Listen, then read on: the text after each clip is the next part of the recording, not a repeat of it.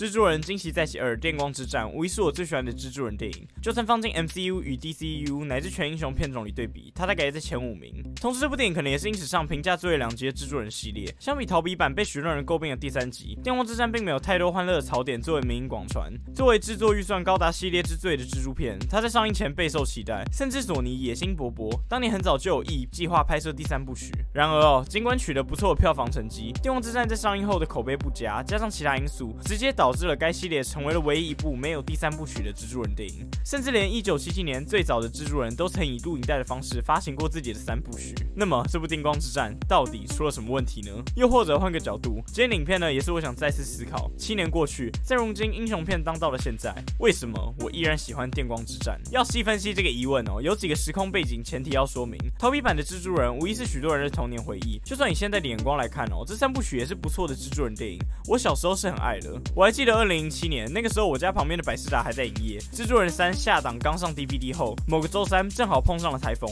晚上宣布放假，隔天不用上课，我跟家人去租了蜘蛛人第3集在家看，只记得那时看得很开心。7年后，惊奇再起第2集上映，当时我和我朋友在考完试的下午去到威秀，原先是被怂恿打算看那时新进不到1年，一场票价高达600元的 4DX 场次。本来我是没有什么兴趣的，但在朋友的瞎鼓吹下，到后面我超期待，超想看。结果到了发现刚好没场次心情瞬间从100分的期待掉到0。我当下就不想看了，想改天再来。但显然少数服从多数，最终我们改看普通的2D 场次。当然那时候完全没预料，失去期待的心情会在2个小时后变为更加复杂的情绪。当天呢，我整个人就从轻松到开心，到期待，到失望，到平静，到再次开心，到超级难过。这大概是除了复联3、4外，让我看完心情最惆怅的英雄电影了。最大原因当然是被关着死震撼。艾玛史东演出的Gwen Stacy从第1集就深得我心，不仅外表超好看，其角色本身的魅力与跟 Peter 在生活上乃至英雄路上的互补，也让她成为存在感最高也最无可取代的历代蜘蛛人女角。逃避版里 MJ 与 Peter 的感情戏固然是3部曲中重要的一环，然而我更爱惊奇版的情感戏。正确来说，我对索尼在惊奇版里所呈现出来的世界深深着迷。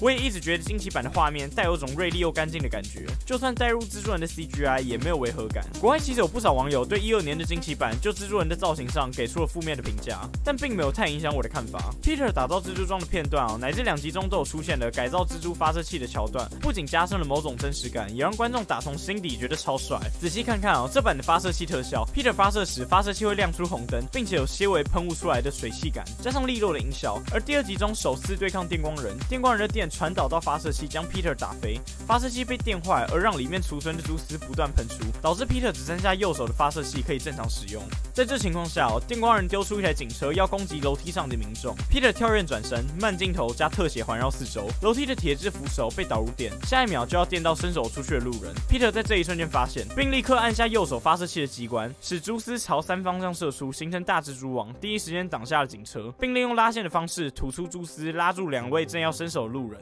电流通过，没人受伤。这一段真的拍得很好，不仅是蜘蛛人首次与电光人交手 ，Peter 在经历第1集后，作为英雄也明显更加成长，运用蜘蛛感应与实战经验，在第一时间察觉状况并解决。且发射器在这期间也经过多次研发，多了更多功能帮助 Peter 处理问题。加上后面 Peter 在仓库研究如何使蛛丝抗电，这些片段与细节都使电影里的世界建构得更完美。它相较其他2部蜘蛛人带给了我更真实的英雄电影感。Come on, let me go! Stop it! That isn't funny. It is kind of funny, man. 再来，我们来聊聊电光之战被许多人认为是败笔的地方——反派问题。多数人认为这部电影重蹈了7年前蜘蛛人3的问题，反派过多。在蜘蛛人3里依次出现了杀人、猛毒、绿恶魔、恶士3位反派，都在电影的前半段与 Peter 发生冲突。而电光之战则是在后半段才让 Harry 黑化，变成了惊奇版的绿恶魔，在 Peter 解决掉电光人后才出现。而犀牛人则是作为类似粉丝福利的存在，只出现了一下下。其实我对电光之战在这部分的安排并没有觉得有太多不妥，甚至在过去几年间里，我都有点搞不懂其他人在抱怨什么。直到这次为了厘清真相我重新看了一次当年电光之战上映前的预告，这才发现了问题。预告的剪辑该背一部分的锅。电影的2支主要预告营造出来的氛围是蜘蛛人这次将在片中同时对抗3位反派，黑化的 Harry、电光人只出现一角神秘感十足的犀牛人，甚至还有八爪装跟秃鹰装的画面，观众产生过弱的期待是很正常的。这就好像这次无假日的预告出来，结果电影到最后10分钟才让八爪博士、杀人、绿恶魔等人一起出现打 Peter 一样，抱持着不对等期待，自然在观观影的体验上会被影响。当然，不可否认的是，《电光之战》在节奏与剧情编排等处有着一些缺陷。《电光之战》由 Peter 父亲离去的开场到电影的主线，探讨的更多的是 Peter 父亲当年离开的理由以及一切的真相，其余部分则是与关 Stacy 两人的爱情戏。看下来，的确对于反派的铺陈就少了点。电光人在电影将近1小时后才首次与蜘蛛人交战，而下一次的交锋就是结尾战了。而电光人黑化的理由也是许多观众无法接受的。这里先不探究漫画的起源故事哦，仅以当年的观感来说，我自己呢是可以理解的。Max 掉进电鳗池后，经历过一次死亡，重生后获得了新的力量，电流的改造让他容易感到愤怒。先前生活里长期受到不公平待遇也已堆叠到顶点。而来到时代广场的戏其实这段 Peter 的处理已经可以说是做到最好的了。他发现 Max 的理智还在，没有想伤害人的意思，第一时间安抚了 Max 的情绪，打算将他带到无人处沟通，而 Max 甚至都同意了。到这边如果安全发展下去，就算没有史塔克的技术 ，Peter 基本上也有很大机会可以帮助 Max， 甚至让他成为被众人看到的英雄。然而 Max 却意外引发电流，远方的警察开出一发狙击，击中了 Max， 也打破了他的愤怒。Peter 不得已为了保护多数人，只好出手阻止。一旁的电视台拍摄蜘蛛人的表现，让 Max 看到生活中唯一的精神支柱也在对抗自己，彻底黑化，任由暴躁的情绪随电流肆意，与 Peter 正式开战。其实站在 Max 的角度来讲，我觉得动机是足够的，他想借由打倒蜘蛛人这个以前自己的偶像，击垮纽约民众的精神支柱。而 Harry 在后段的黑化也是类似的理由，更明显的是被注射的血清影响，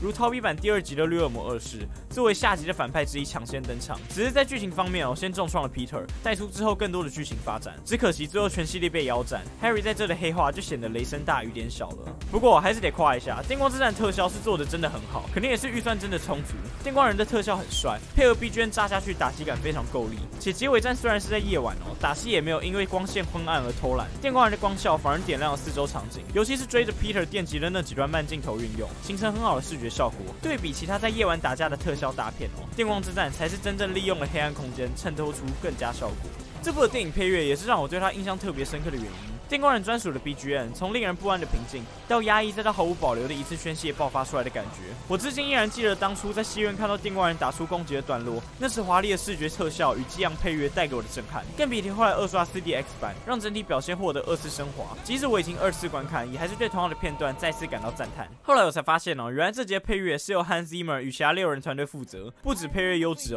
原版片尾曲 It's On Again 直至今日也还在我常播放的音乐清单里。电光之战在全世界共有9个国家在上映时有特定的专属片尾曲，台湾地区呢由萧亚轩演唱的《天雷地火》为片尾，当时同样收到2级的评价。说实话，这首歌作为流行歌曲挺有辨识度，但接在悲壮与感动过后的片尾，我到现在呢还依然记得当时在戏院里那种诡异的情绪断层感。原本的 It's On Again 就显得更加适合，而另一首由澳洲摇滚乐团 Tonight Alive 演唱的歌曲 The Age， 我真的太喜欢了。不仅是歌曲风格歌词也紧紧贴合剧中 Peter 与 Gwen 的情感描写，摇滚曲风带出的无力嘶吼，成了我那一年特别的回忆。也是因为这首配乐让我喜欢了这个乐团直至今日。虽然 Tonight Alive 现在已暂停演出与创作，但还是很推荐大家可以去找他们的歌曲来听听，他们是我最喜欢的乐团，没有之一。